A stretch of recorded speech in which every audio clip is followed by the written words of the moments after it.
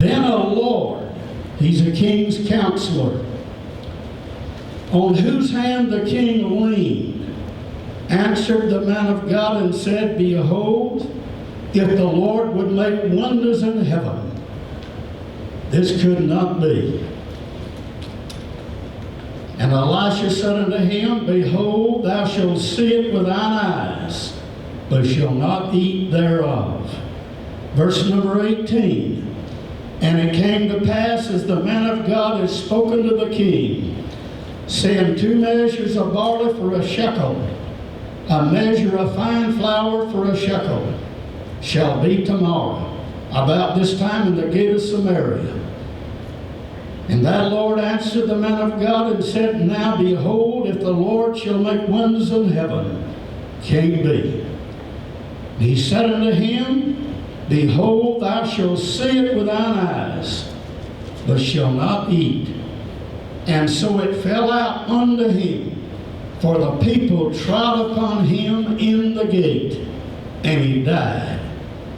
I want to preach to you this morning for a few minutes, and I'll try to stay in the time limit. I want to preach to you this morning, don't get snared in the devil's trap. Don't get snared in the devil's trap. I've come to tell you this morning, praise God, if God would lift up the doors and the gates of hell. There's a lot of people in hell this morning, praise God, that stuck their foot in the devil's trap and never got it out. I've come to tell you this morning, praise God, if you've got in the devil's trap, make sure you get out. Hallelujah. Oh, praise the Lord. As we look at this thing this morning, Paul's talking to Timothy, his young son in the faith. And what he's saying, he's telling him, those that are recovering themselves from the snare or the trap of the devil, he said that the devil has taken them captive at their will. Oh, praise God. I can tell you there are people, oh, praise God, did got a disposition, that the devil can take them at his will. Oh, praise God, the Bible said in Proverbs chapter 25 and verse number 28, Solomon made this statement. He said, a man that can't control his spirit is like a city that the wall has been broke down. What are you saying, man of God? What is the word of God saying? I've come to tell you, praise God, that wall is around the city for its defense. If that wall is broken down, there's no defense in that city. I've come to tell you this morning, praise God, a man or a woman that can't control your spirit is defenseless against the devil. He can come into your life and take you anytime he wants to. Are you listening? A man that can't control his spirit, a man that can't control his flesh, a man that can't control his temper, a man that can't control his appetite. Hallelujah. I want to tell you, praise God, Esau was a strong man. He was a man of the outdoors. He was a hunter. Praise God, his twin brother, praise God, was a mama's boy. He was a good cook, but he was sharp. He had a good mind.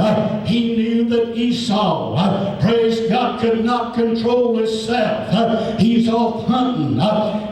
Jacob's got it figured out. He said, praise God, I'll put that bowl of pea soup on that stove. I'll put garlic and onion. I'll put all kind of spices in that pea soup. He'll be coming home in just a little while. He'll be hungry. He'll smell that stuff, praise God, a mile before he gets home. When he gets within a quarter of a mile of that house, he's already tasting that pea soup. He walked walked in the door. He said, I want some of your soup. I'm about to starve to death. He said, eat all you want, but give me your birthright. He sold out the things of God because he could not control his own spirit. I wish somebody lift your hand and give the Lord a shout of praise. Oh, hallelujah. Oh, Solomon said in Proverbs chapter 25 and verse 19, oh, hallelujah, I've learned this thing. It's a painful thing. He said, oh my, your confidence in an unfaithful person in a time of trouble is like having a loose tooth and a foot out of joint. What he's saying, he's saying you put your confidence in an unfaithful person, it's going to be very painful. You say, preacher, what are you talking about? Have you ever tried to eat when you've got a loose tooth? You're going to have two things. Have you ever tried to walk on a sore foot? It's very painful. I can tell you, when you put your confidence in an unfaithful person, oh, you get ready. It's going to be very painful on down the road. I wish somebody in this house would lift your hand and give the Lord a shout of praise. Hallelujah. I come to tell you this morning, praise God. Hallelujah. Oh, yes, sir. I don't know too much about trapping. I've never been a trapper, but I've been around some people that was professional trappers. Hallelujah. Oh, you see, when you're as old as I am, I was born and come out of that Great Depression. Hallelujah. Right at the end of World War II, things was hard. Well, no jobs. And there's a lot of people, or quite a few that I knew, praise God, to make extra money. They did it by trapping. Praise God. They would set a trap and catch a coon, catch a mink, and catch an otter. They take those furs and those hides to Prescott and Chipley, Heat Bomb. They make more money trapping than they did on a regular job. Hallelujah. You know what they did? They studied that animal. They studied its habits. Praise God, where it lived, where it got its food, where it's got its water, where it found its mate, where it lived. And they'd set a trap and camouflage it and catch that animal. I've come to tell you this morning that the devil is the best trapper you've ever seen. He knows your habits. He knows where you go. He knows just how to set a trap and catch you and mess your life up. Lift your hand and give the Lord a shout of praise in this house.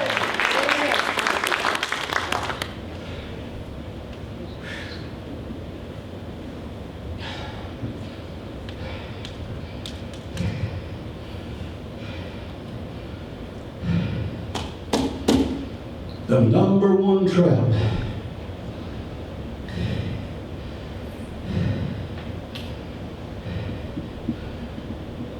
that the devil's going to set for me and set for you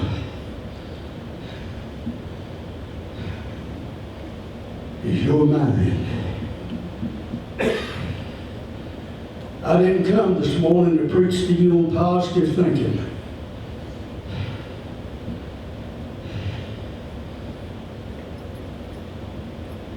But if the devil can ever get you trapped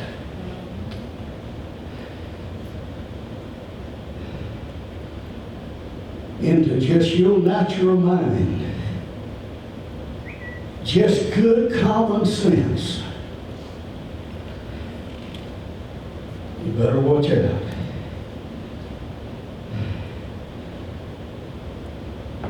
The Bible says, a man thinketh in his heart so easy. I think it's Proverbs 24:7. You become what you think. Paul said, be not conformed to this world, but be ye transformed. How? Some people think it's just changing clothes. Some people think it's just the way you look. But Paul said there's got to be a renewing of your mind. Hallelujah. Yes. Are you still with me? Yes. Be not conformed to this world. He said the carnal mind is enmity against God. The carnal mind will lead you to death. I'm going to tell you this morning, there's a lot of people in hell because they got caught in the devil's trap and never changed it. As I think about my life this morning, I feel just about like that little man. Everybody in here knows the story. I want to draw a parallel just for a few minutes between the man that brought his son to Christ and that story in 2 Kings chapter 7. I want to bring us down. There's a parallel in that story. I can tell you this morning, if I had been able to walk with the mind of Christ and not my own thought life, no telling how many mountains I would have climbed, no telling how many rivers I would have crossed, no telling how much I'd have done for God. But because I was limited by my thinking, I only accomplish what you see and know in my life. I want to tell you something this morning, folks. Praise God, you become what your mind is. You become what your thinking is. Hallelujah. You take Brother Adam back there. You take his mind and put in my head. I play that guitar. I'd be a musician this morning. Are you listening? Praise God, you take Brother Hooley. You take his mind and put in my head. Hallelujah. I'd be a better carpenter than I've ever thought of being. I could be a builder in God. I wish somebody lift your hand and give the Lord a shout of praise in this house. Hallelujah. Are you listening?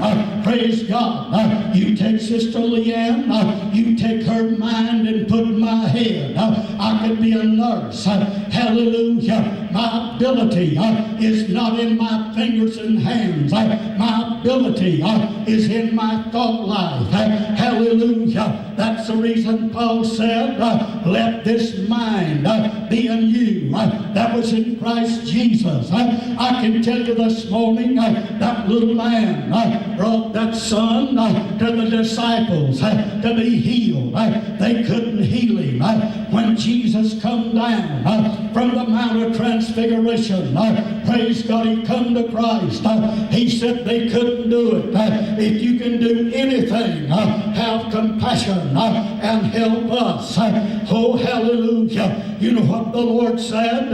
If you can believe, all things are possible to him that believeth. Hallelujah. He said, Lord, I believe, but help thou my unbelief. You know what he's saying? Lord, I believe, but I'm held up with what I could believe. Help my mind. Get me out of the trap my mind has put me in. Lift your hand and give the Lord a shout of praise.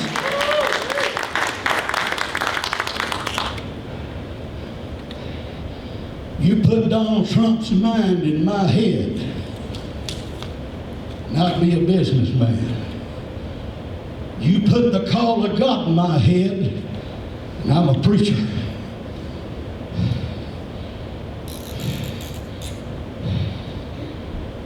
The trapper tells me you catch a coon. Listen to me. In a steel trap. You catch him by the foot. You don't kill him. That coon's going to get out of that trap. He may have to gnaw his foot off, but he's going to get out of that trap. Whatever you need to do, you need to get the mind of Christ to walk in the victory of God. Are y'all still with me? Yes. Oh, hallelujah. I want to set a situation right quick. I want to draw a parallel. Oh, my God, America's in trouble this morning. My God, we got rioting in every major city in America this morning. We got protesters running up and down the road everywhere. Oh, my God. We got a COVID-19 virus that we don't have a cure for. We got trouble. Well, I want to tell you about another place that was in trouble. The city of Samaria. They did just what God did, what America's done. America's in the trouble they're in this morning because they forgot God and forgot the Word of God. That's right. Amen. That's exactly the reason we're in the fix we're in this morning. We forgot God and forgot the Word of God. They did the same thing in the city of Samaria. At that time, it was a capital city of Israel. It was a big city. They forgot God and forgot the Word of God, and the Lord sent the nation of Syria against the city of Samaria. They declared war, and they fought for a good long while. But they could not conquer the city. They couldn't bust the gates open and break the wall down. So as far as history goes, it took 100,000 troops, and they put a blockade around the city of Samaria. No food, no clothes, no supply is going to come into that town. They're going to starve them to death until they surrender. That's what's going on right now in our text. You think inflation is bad now. You think we've got it hard. The Bible said, with that blockade around that place, no food, no water, no supplies coming into that town whatsoever. They got so hungry that he said, there's coming a day in 24 hours you're going to be able to buy a measure of fine flour for 1 penny. That's about what a shekel is. You'll be able to buy 2 measures of barley for a penny. But right now, when he's telling them that, they're paying 80 pieces of silver for a mule's head. They're paying 5 pieces of silver for dove dung. And I've heard people say that that dove dung was not droppings of a dove, that it was a type of cheap feed. But as far as history is concerned, they said it was droppings of a dove that they were eating. And they said it's a poor substitute for salt. But they were seasoning what little bit of food they had with dove dropping.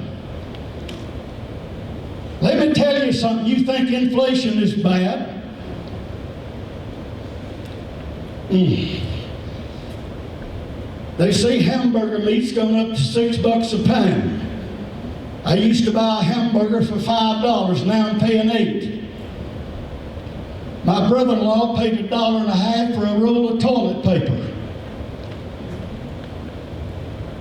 Paid $9 for a bottle of hand sanitizer.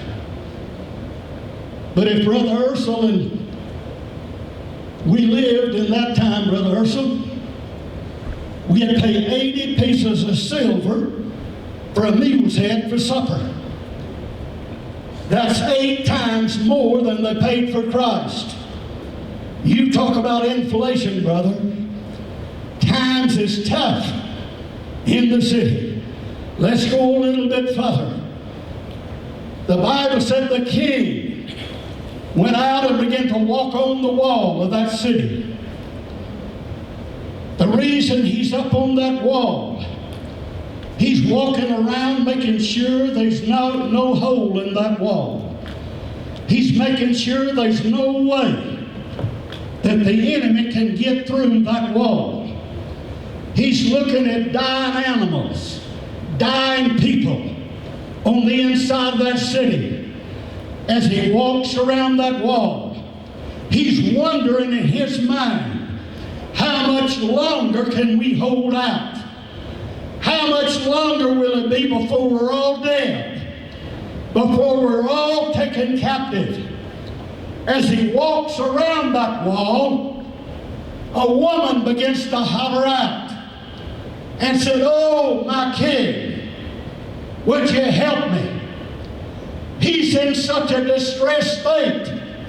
He answers back and said, "If God don't help you, how do you expect me to help you?" He's blaming God. He's blaming the church. He's mad with God, mad with the church on account of what they're going through. I'm going to leave that part out. But he turned around and said to the woman, "What do you want me to do?" She said, "Me and my neighbor were so hungry. We got to the point we're nearly dying, and we made an agreement. I cooked my son, and we ate him. She's supposed to cook hers, but she's hidden." My God, are y'all listening to me? That's the situation that they're in. And the king got so mad till he sent part of his army, Brother Josh, to arrest and kill Elisha, the man of God. And Elisha told him, said, "They're coming for my life, but you shut the door, don't let them in." But then he looked at that crowd. Listen to me. He said, "Behold, I've got a word from the Lord for you." In the middle of all of that situation, people eating dove's dung and mule's head and killing their own children, trying to stay alive. The man of God said, "Tomorrow, about this time, you're going to be buying fine flour in the gate of this city for 1 penny. You're going to be buying 2 measures of barley in the gate of this city for 1 penny. And my God, people's dying by the hundreds, starving to death. But God said, in 24 hours, you're going from starving to death to having a feast." Oh my God. What I want to know this morning, God sent me to this church.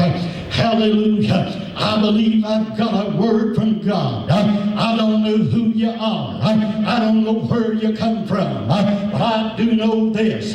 There's somebody in this congregation. There may be a family. Maybe a wife, a husband, individual, a child. Hallelujah. You've got a situation that you believe is impossible. God can't change it. God can't turn it around in 24 hours. I've come to tell you this morning, only God told them in that dire situation, praise God, in 24 hours, you're going to go from starving to having a feast. I wish somebody lift your hand and give the Lord a shout of praise. What you got to do is believe what God said, and to believe it, you've got to get your mind into captivity of the Word of God. Lift your hand. Thank you, God. Give the Lord a shout of praise in this house.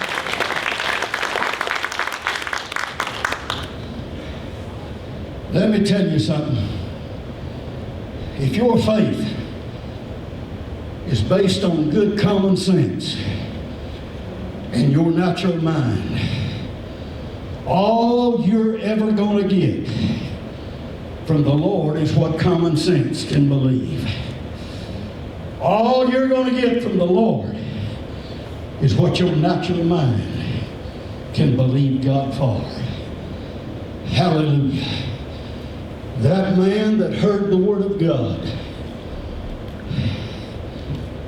his mind was locked in to a dying city, 100,000 soldiers surrounding that city, and it could fall in the next day or two.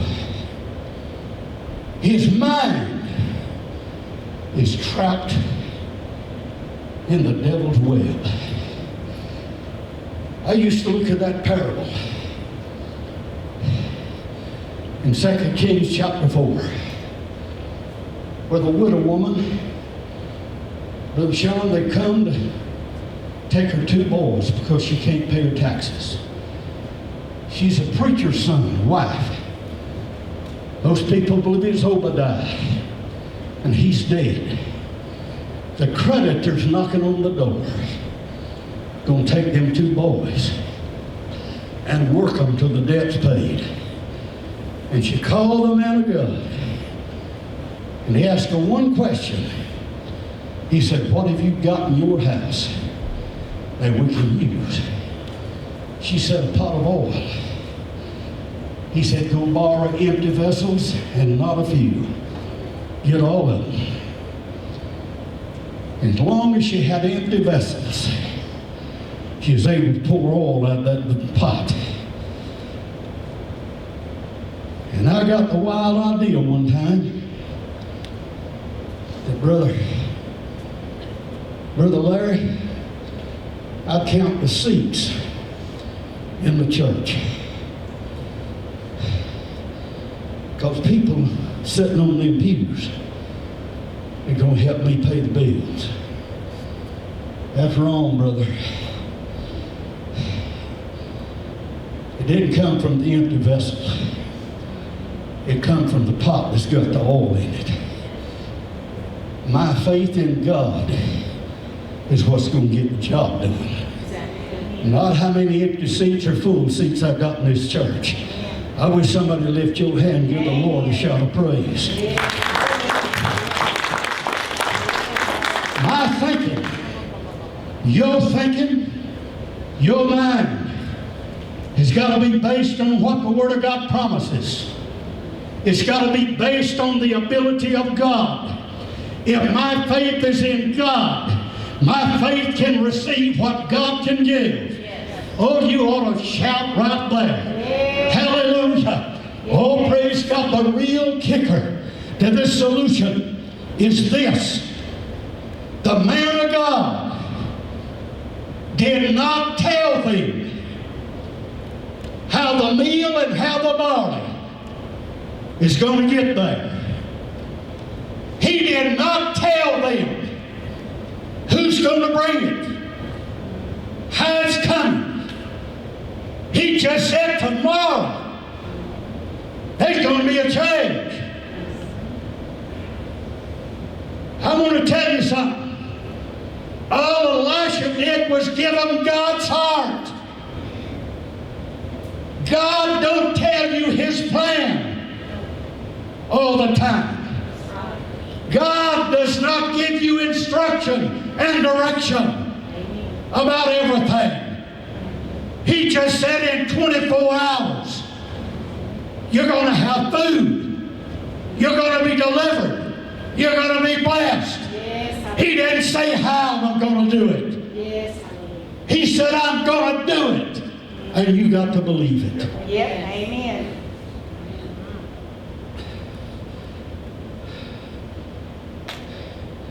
But we want God to tell us just how. tell me how the meal's going to get him the flour and the barley. You see, the natural mind is a thinking. To have flour, you got to have corn. To have barley, you got to have barley. But you got to plant the seed. You got to grow it. You got to cultivate it. You got to gather it. And then you got to grind it. It's going to take at least 6 months.